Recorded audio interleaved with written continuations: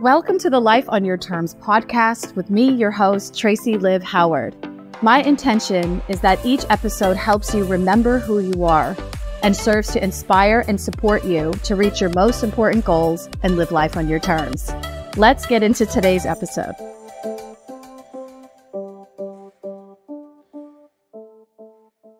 I don't know about you, but for me, some of the most uncomfortable experiences that I have and that I loathe is when I do not have a clear direction, I don't have a clear focus or an aim with what I'm doing in my business or in my personal life.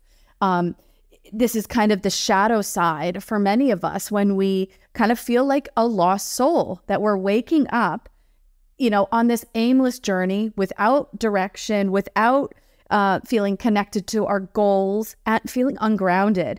I genuinely avoid this feeling at all costs. However, I've got 3 amazing things to share with you if this is where you are, that I use and my clients use to get back on the path, get back connected to our aims and goals.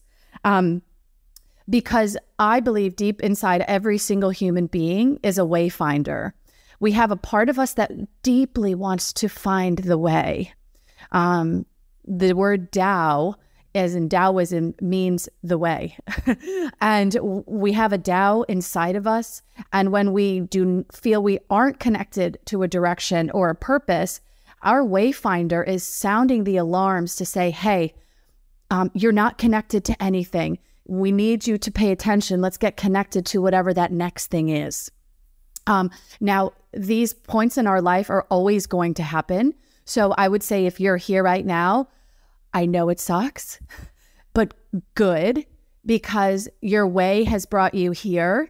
And now it's no longer the way. You're being asked to pivot, to turn to the right, to set your eyes on a new aim, a new goal. Maybe it's something bigger and you're afraid to go after it. It's going to be something that is going to challenge you. It's an unknown. And whenever we're entering into the unknown, our inner wayfinder needs to be really strong. Because again, I believe while you're listening to this podcast is that you want to be a map maker, that you want to create your own map, which means that you need to be navigating the way and filling in your map as you go along. And so I tend to tell clients our goals or having a vision is our North Star. So the North Star represented freedom for people who were enslaved in the United States during the times of slavery.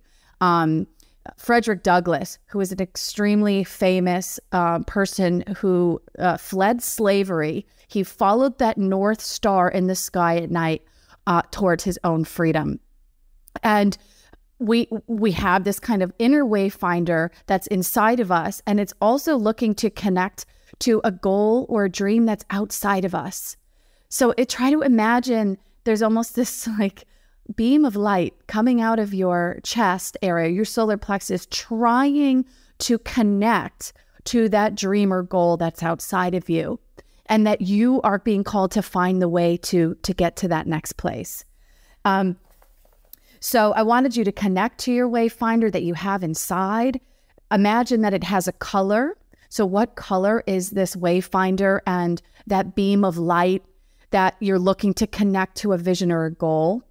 And I would say it's perfect if you don't know what that next thing is. We need time and space to allow for a hit of idea or something to come in to give us that next bit of inspiration. Okay, so let me tell you, there are 3 things to know. If you don't know, if you're calling in, let's say you're calling in your next goal, you're looking to get focused, you want to know, all right, what's the next big thing I'm going to aim at? So Elizabeth Gilbert, she said, be curiosity led. So if you don't know what that next thing is going to be, she said, today, follow your curiosity. Whatever you're curious about, whatever interests you, just go and follow that. Give it an hour of your time every day. I remember I can't remember exactly what she said, but when she was in between writing books, she started to enjoy horticulture and gardening and understanding different plant species. And she said she had no idea why she was doing this. She was not going to be a botanist, but she just started to follow her curiosity, and she went deep down the rabbit hole of horticulture. And then she ended up writing a best-selling book, a fiction novel about someone that was involved in horticulture. And all of her knowledge, just out of her own curiosity, actually fed into the next best-selling book that she created. So step one today is follow your curiosity. The next one, about how to know what your purpose is, what you're here on earth to do, kind of get grounded. Caroline Myss said that we are here simply to be of service to others. She has a book, oh goodness, where's that book? It's called Invisible Acts of Power by Caroline Myss. And she talks about, if we don't know why we're here, she said, well, it's simple. It's to be of service to someone else, to help someone else, to encourage and support someone else's self-esteem. It's to offer to clean up. It's to give someone a gift. So today, how can you be of this in service to someone else, or 2 people, or 5 people? Being of service is part of our purpose. So bring service back to your kids, back to your colleagues, and watch how that's going to start to direct you towards where you're going next. Okay, and the third thing to do when we're kind of looking to pivot and have a new goal is from Abraham Hicks. And her philosophy is do what feels good. So if you're not sure, if you're feeling ungrounded or disconnected, she says, okay, the next thing to grab is just grab for something that feels good. It's all about changing our state. So if what feels good is riding your bike, you might say, this isn't going to get me towards my next big project for business. Trust me, it will. Go and ride your bike. Go and get out there, get outside, give yourself a ride for an hour and start to feel good. What you're doing is you're calming your nervous system. You're quieting your mind. You may even enter a peak state depending on what you're doing.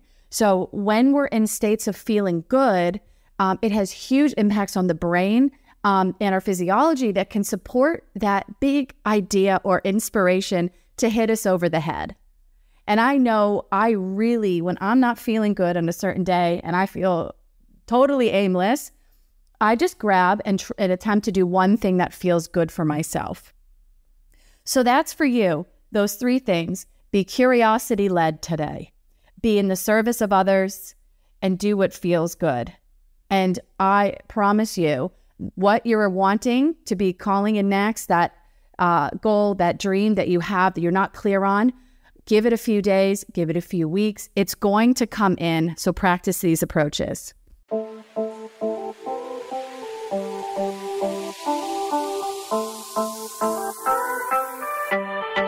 A big thank you for listening to this episode. I truly hope you got what you needed.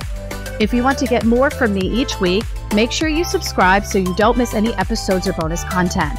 To be notified of new episodes, workshop opportunities, and more, subscribe to my email list by heading to the link in this episode description.